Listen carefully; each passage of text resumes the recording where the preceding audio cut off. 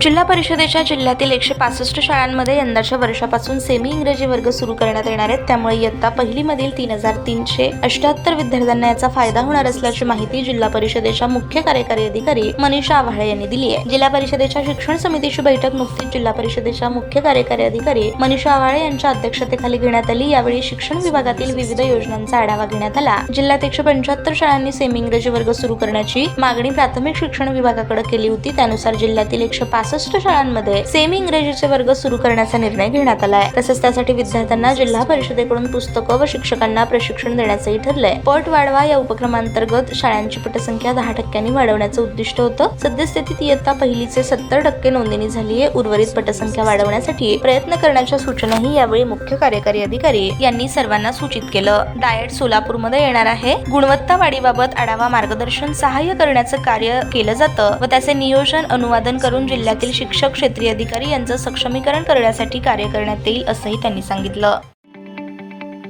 ताज्या बातम्या पाहण्यासाठी प्राईम महाराष्ट्र न्यूज चॅनलला सबस्क्राईब करा।